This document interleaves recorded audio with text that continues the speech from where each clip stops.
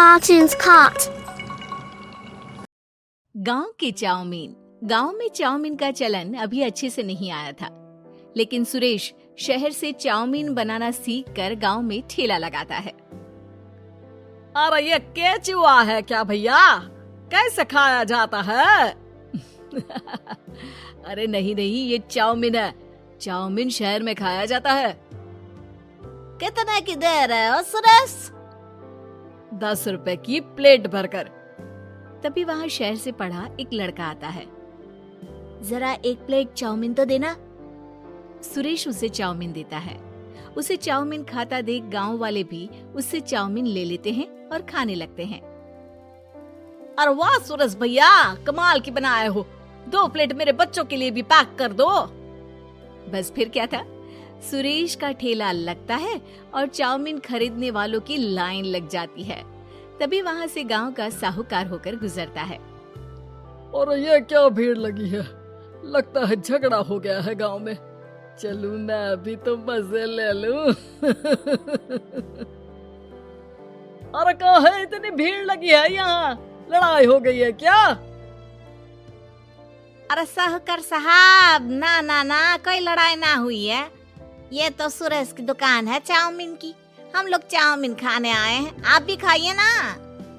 साहूकार चाउमीन खाता है और सुरेश की तरफ देखता है, जो सारे दिन के पैसे गिन रहा होता है।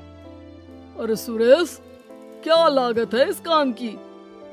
अरे साहूकार जी, आप अब आए तो ये पूरे 10,000 रुपए ले जाइए, जो पिछले साल शहर जाने से पहले आपसे लिए थे ना। लागत तो क्या कहे, जो आपने दिया था उसी में सीखा भी है और दुकान भी खोल ली। अरे पैसे इतने जल्दी क्या जरूरत थी? कैसे जरूरत नहीं थी साहूकार जी, इतना मोटा ब्याज कहाँ से भरते। साहूकार को अब सुरेश की दुकान को हड़पने की लालच आ जाती है। नाना करते ये सारे दिन में 500 रुपए कमा ही लेता है। अरे गांव में ये ऐसे ही कमाता रहा तो कहीं ब्याज का काम ना शुरू कर दे। अरे भैया, कोई ना कोई जुगाड़ तो करना पड़ेगा।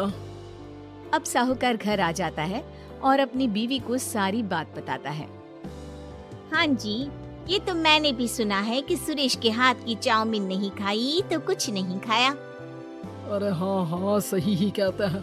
मैं भी खा कर ही आ रहा हूँ। अरे भाग्यवान है, कितना अच्छा हो ना अगर वो पैसा हम लोगों को मिल जाए। क्यों हैं? हाँ वो तो है, लेकिन कैसे? हम लोगों को तो चाउमीन बनाना आता ही नहीं है। साहूकार और उसकी बीवी अब रोज चुपके से सुरेश के घर जाते हैं और खिड़की से उसे चाउमीन बनाते देखते। अब क्या था, दोनों को चाउमीन बनाना आ जाता है। फिर एक रोज, और सुरेंद्र, तुझे साहूकारनी ने बुलाया था। बोल रही थी कि बेटे के जन्मदिन में 10 किलो चाउमीन का ऑर्डर देना है। बना दोगे ना?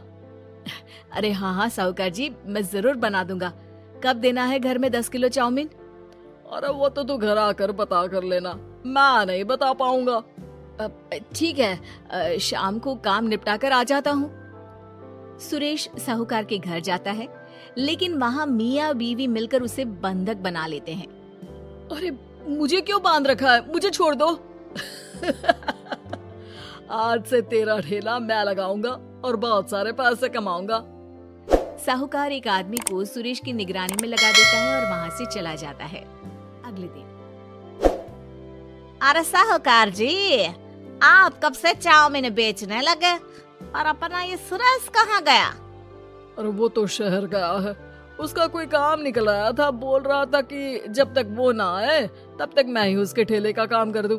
पैसे भी तो बहुत उधार ले रखे थे उसने। लगता है कर्जा भरने के डर से भाग गया है। अरे पर वो तो बोल रहा था कि उसने सारा कर्जा उतार दिया है, और वो क्यों भागेगा? इतना तो कमा रहा था। अरे मुझे क्या पता। अरे चाउमीन खाना है तो बोलो, नहीं तो भागो यहाँ से। अरे हाँ, दे दो। अब तो चाउमीन खाना पूरे गांव के लोगों के लिए आदत ही बन गया है। ना खाओ तो नींद ना आए। हाँ, तो लो और निकालो 50 रुपए। 50 रुपए क्यों? सुरेंद्र तो 10 रुपए में देता था। अरे वो पागल था, मैं थोड़ी ना हूँ। गांव वाले जिनको चाउमीन की लत लग गई थी वो करते भी क्या, दे दो और ये लो 50 रुपए। लेकिन फिर साहूकार उन लोगों को प्लेट में थोड़ी सी चाउमीन रख देता है। अरे ये क्या, पैसे 5 गुना ज्यादा और चाउमीन बस इतनी सी। अरे साहूकार साहब, भगवान से तो डरो। बस फिर क्या था, साहूकार की मन मर्जी चलने लग जाती है और गांव वाले करते भी क्या। एक रोज मुझे तो लगता है कि सुरेश को साहूकार ने मार डाला होगा, क्योंकि उसका काम इतना अच्छा चल रहा था, फिर वो क्यों जाता, और वो भी साहूकार के हवाले दुकान करके। ना बाबा ना। अगले रोज भाग्यवान, देखो तो जरा, इस सुरेश भी ना कितना पागल था। जिस काम से वो ज्यादा पैसे बना सकता था, उससे इतने कम पैसे छाप रहा था। 50 रुपए प्लेट में भी गांव वाले खूब खा रहे हैं चाउमीन। हाँ जी, और जितने में वो लोगों को 10 प्लेट खिलाता था भर भर कर हम लोग उतने में 20 प्लेट बना रहे हैं। क्यों जी? वहीं सुरेश रोज भगवान से मांगता कि बस एक बार वो किसी तरह वहां से निकलने में कामयाब हो जाए, लेकिन उसकी हर कोशिश नाकामयाब होती। फिर एक दिन, अरे भाग्यवान, ऐसा कुछ करो कि चाउमीन बनाने का खर्चा आधा हो जाए, जिससे हम लोगों को और मुनाफा हो। ना जी, मुझे तो कोई तरकीब ना सूझ रही। अरे सुनो, एक काम करते हैं, चाउमीन बनाने में जो सब्जी लगती है वो मंडी में लेने तुम देर रात चली जाना। तब तक वो सारी सड़ी गली सब्जी जो दुकानदार वहीं फेंक जाते हैं, वो उठा कर ले आना फ्री में। अरे वाह जी वाह, आप तो बहुत समझदार हैं जी। बीवी वैसा ही करती है, लेकिन अब लोग चाउमीन खाते तो मुंह बनाकर। फिर एक बार, अरे राम राम राम, ये पेट में दर्द काहे हो रहा है? आई, आई, आई, आई, आई। हाय रे हाय, मेरा भी पेट दर्द के मारे फटा जा रहा है। सभी को शक हो जाता है कि उन लोगों को चाउमीन खाने से ही ये बीमारी हो गई है।